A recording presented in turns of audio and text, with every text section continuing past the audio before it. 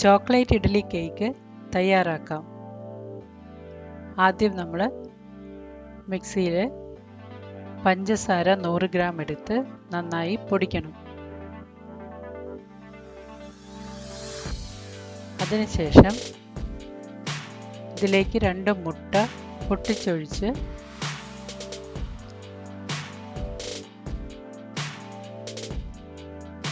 അത് നന്നായി മിക്സിയിലൊന്ന് അടിച്ചെടുക്കണം. നന്നായി പതഞ്ഞ് വരണം.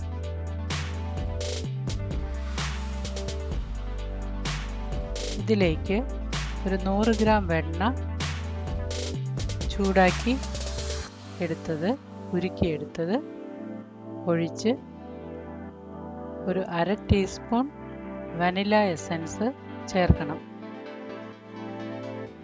ഇത് നന്നായി മിക്സിയിലിട്ട് അടിച്ചെടുക്കണം.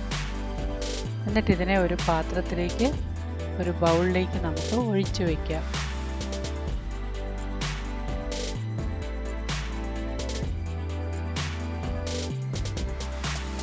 അതിനുശേഷം നമ്മൾ ഒരു അരിപ്പയിൽ 100 ഗ്രാം ഗോതമ്പ് പൊടി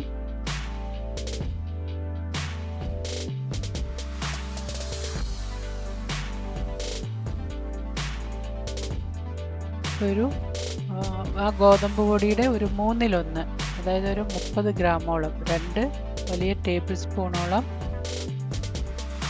cocoa powder, 1/2 teaspoon baking soda, 1/2 teaspoon baking powder, ഇതെല്ലാം ചേർത്ത് നന്നായി ഇടഞ്ഞെടുക്കണം. ഒരു 2-3 പ്രാവശ്യം ഇടയുന്നത് നല്ലതാണ്. ആ ബേക്കിംഗ് സോഡയും ബേക്കിംഗ് പൗഡറും ഈ കൊക്കോ പൗഡറും എല്ലാം ആ മാവിൽ ഒരേപോലെ എല്ലായിടത്തും മിക്സ് ആകും.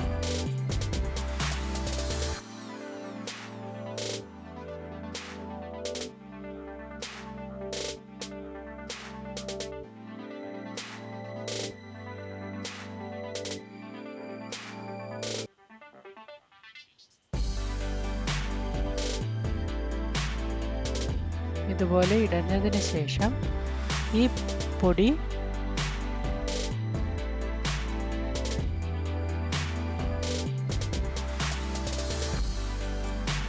നമ്മൾ ആ മുട്ടക്കൂട്ടിലേക്ക് കുറേശ്ശെയായി ചേർക്കണം. ഓരോ തവി ഇട്ട് കഴിഞ്ഞതിന് ശേഷം പതുക്കെ ഇളക്കി കൊടുക്കണം. കട്ട കെട്ടാതെ നോക്കണം.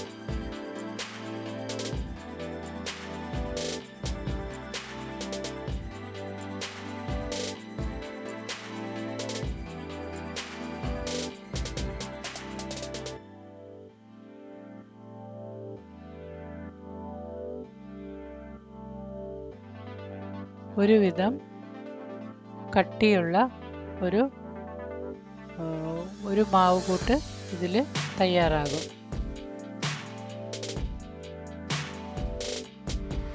നമുക്കത് കേക്കിൻ്റെ മോൾഡിലേക്ക് ഒഴിക്കാൻ പാകത്തിന് കട്ടിയിൽ തുടരെ ഇളക്കി കൊടുക്കണം.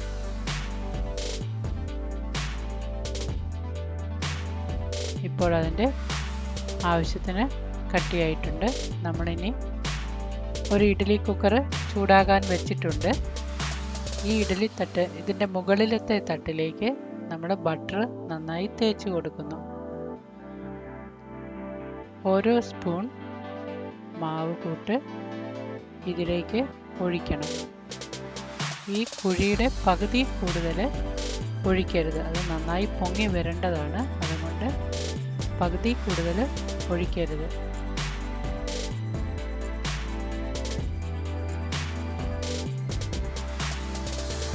ഇതുപോലെ എല്ലാത്തിനും ഒഴിച്ചിട്ട് നമുക്ക് വേണമെങ്കിൽ കുറച്ച് അണ്ടിപ്പരിപ്പ് ഇതിൻ്റെ മുകളിലേക്ക് ഇടാം. 2-3 എണ്ണം ഇടാവുന്നതാണ്.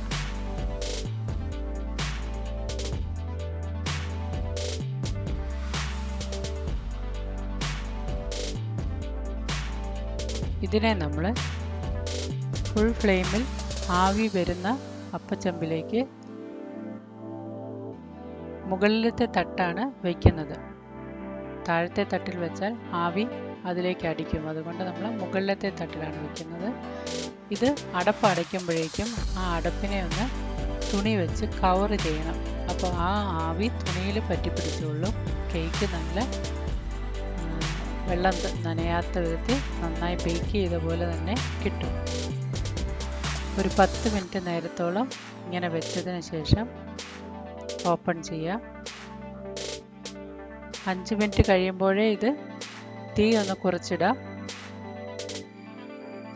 ഇപ്പോൾ നോക്കിയാൽ നന്നായി അത് വെന്ത് വന്നിട്ടുണ്ട്. ഇതിനെ ഒന്ന് തണുത്ത് കഴിയുമ്പോൾ നമുക്ക് ഒരു പാത്രത്തിലേക്ക് എടുത്തിടാവുന്നതാണ്. വളരെ സോഫ്റ്റാണിത്.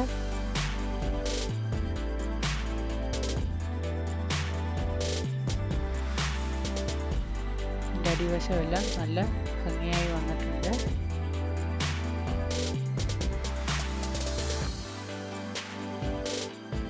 Thank you for watching.